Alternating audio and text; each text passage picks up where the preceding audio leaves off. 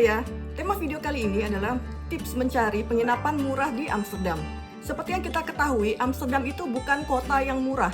Amsterdam termasuk kota yang mahal, termasuk penginapan, makan, dan juga transportasi. Walaupun demikian, Amsterdam itu sangat worth it untuk dikunjungi. Dan kita juga bisa menghemat kalau kita mau menginap di Amsterdam. Kali ini adalah pengalaman saya waktu mencari penginapan yang murah di Amsterdam. Sebenarnya waktu sebelum pandemi, sekitar tahun 2017 saya pernah ke Amsterdam, tapi memang harga penginapan tidak semahal sekarang.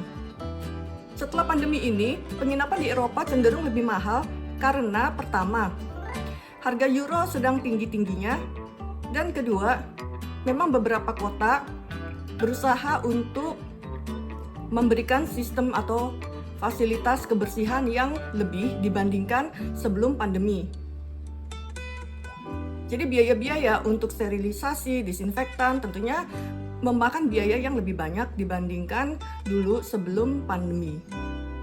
Terkadang demi mobilitas kita memang berusaha menginap di dekat stasiun sentral. Karena begitu kita turun dari kereta, penginapan hanya sekitar 5-10 menit dari stasiun sentral. Tapi ternyata sayangnya, penginapan-penginapan di dekat stasiun sentral itu harganya cenderung mahal dan nyaris 2 kali lipat dibandingkan di daerah lainnya.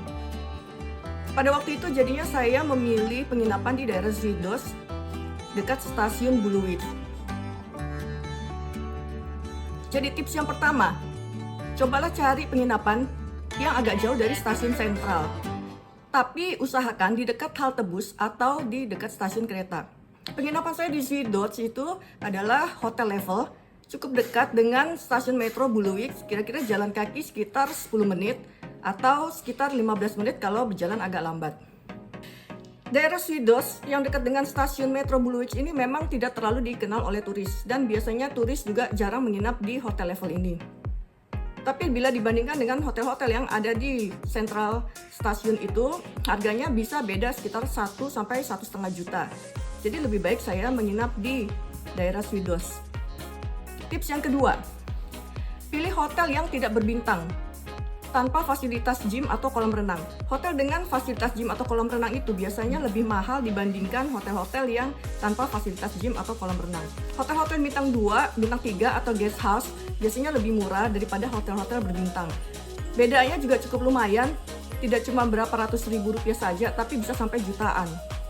Yang ketiga, pilih penginapan dengan kamar mandi terpisah kalau memang tidak mau nginap di asrama atau rame-rame dengan orang asing yang tak dikenal. Penginapan yang paling murah memang yang tipe asrama, itu biasanya ada bed dan kita cuma bayar per bed saja, tidak per kamar. Tapi dalam satu kamar itu minimal ada 4 orang atau bahkan bisa sampai 10 dan 16 orang. Tapi orang-orang tersebut tentu saja kita tidak kenal dengan mereka dan kita harus mau sharing berbagi kamar dengan orang-orang tersebut. Kalau tidak bisa menginap di asrama, pilih saja penginapan dengan kamar mandi terpisah. Penginapan dengan kamar mandi terpisah bisa untuk single 1 orang atau 2 orang atau untuk 3 orang, tapi kamar mandinya ada di luar, tidak ada di dalam kamar. Penginapan dengan kamar mandi terpisah ini memang cukup sensitif dan kita harus benar-benar berhati-hati. Jadi bagaimana caranya kita tahu kamar mandinya ini bakal bersih atau jorok? Jadi kita baca dulu review dari orang-orang yang pernah menginap di sana. Kalau ada lebih dari 3 orang bilang kamar mandi terpisah, bersih, cukup rapi, dan orangnya rajin membersihkan, kita boleh memilih penginapan dengan kamar mandi terpisah.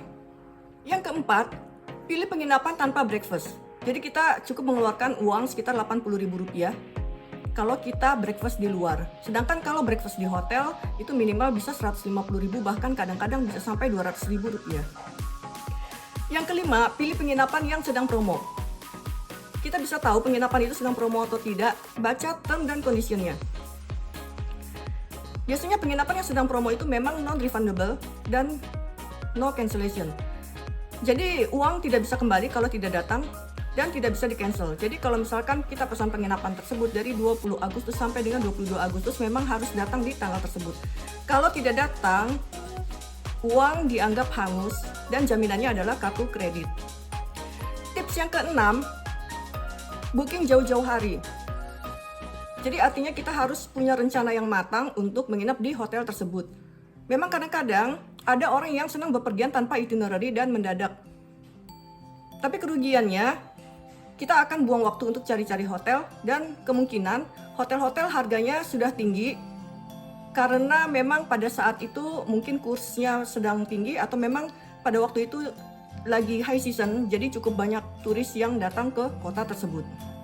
Jadi agar bisa booking jauh-jauh hari, kita memang sebaiknya susun dulu rencana dan punya itinerary yang jelas supaya tidak terlalu boros saat memesan akomodasi di suatu kota. Ini adalah perjalanan kami dari Schiphol International Airport menuju ke Amsterdam Central. Perjalanan dengan pesawat menuju ke Schiphol International Airport dilanjutkan ke Amsterdam Central dengan naik kereta. Lalu dari Amsterdam Central kami masih harus lanjut lagi naik metro menuju ke penginapan yang ada di daerah Swidos.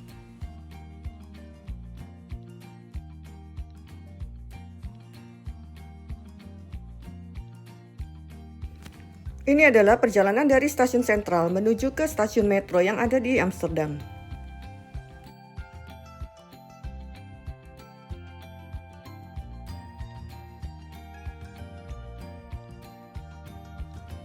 Sebelum naik metro, kami membeli tiket metro terlebih dahulu di vending machine yang ada di stasiun.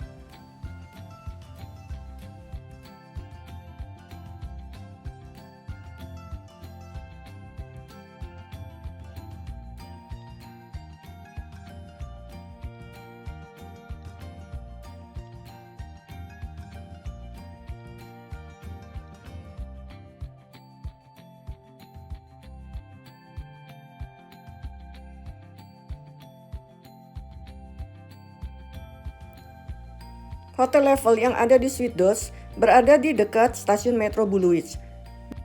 Untuk menuju ke stasiun Buluwich, kita tinggal mengambil jalur kuning dan kemudian tinggal lurus saja turun di stasiun Buluwich.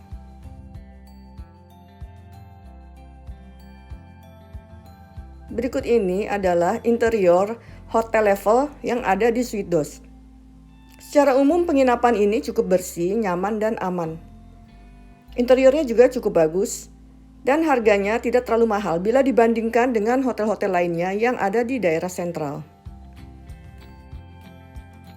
Walaupun bukan di daerah sentral, mobilitas menuju ke penginapan ini cukup mudah karena dekat stasiun metro. Demikian informasi dari saya, sekadar informasi bagi yang mau jalan-jalan ke Eropa atau ke tempat-tempat lainnya, bisa membaca buku 300 Wonderful Destinations. Di sini ada 300 destinasi-destinasi yang menarik untuk dikunjungi. Buku ini masih ada versi digitalnya dan bisa didapatkan di www.gramedia.com. Terima kasih bagi yang sudah menonton. Silakan share, like, dan subscribe.